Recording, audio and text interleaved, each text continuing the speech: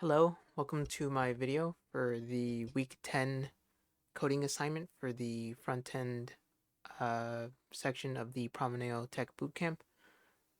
For this assignment, we were given a couple of instructions. We were supposed to, using HTML, Bootstrap, and JavaScript, create a single page website that uses a styled table to represent my choice of data and a styled form that allows users to input data into the table.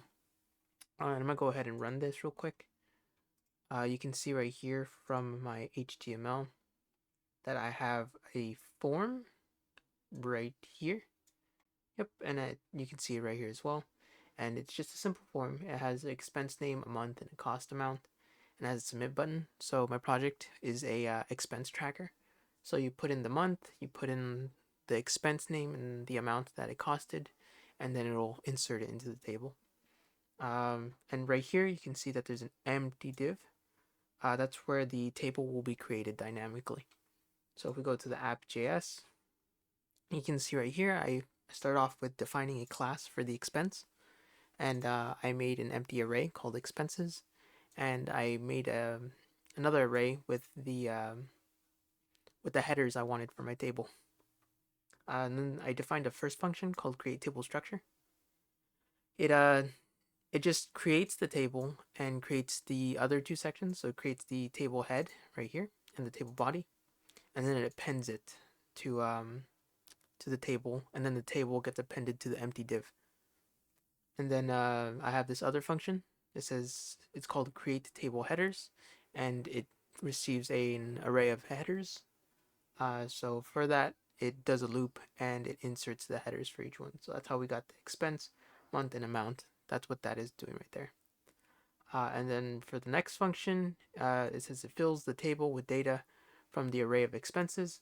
So from right here, since there's nothing in the array, there's no cells, there's no columns, there's nothing going on with the table. But as soon as we start submitting the form, whenever we want to input data, it'll do more.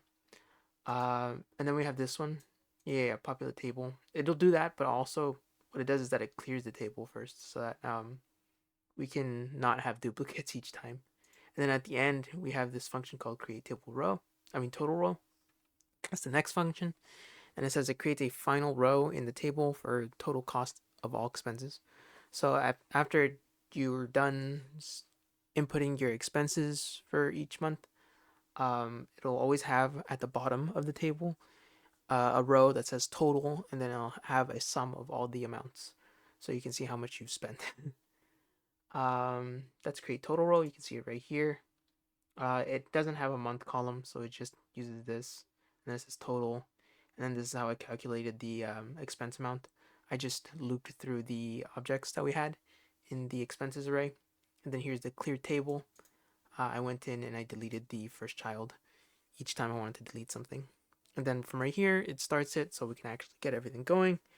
And this is the event listener I used for the form. So whenever it's submitted, I stop the submission, and then I get the data, and then I create a new object into the array if all of the fields are filled. So I'm gonna go ahead and demo that right now. You can see right there, it's already got something. So we're gonna put groceries, February 2024, and then that's a bit much. I'm gonna say 150. And then we're gonna go submit, and it's groceries. It gives me the month and then the amount, just to show that I can have multiple things. We're gonna go with entertainment. I don't know how much Netflix is these days, so I'm gonna say it's something like $12. I don't know, and then it just adds it up right there. So 150 plus 12, 162.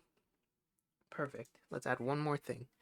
We're gonna go with gas, and then we're gonna go for the month, and then we're gonna say like, let's say 100.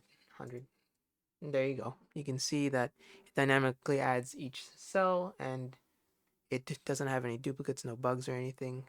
That's it.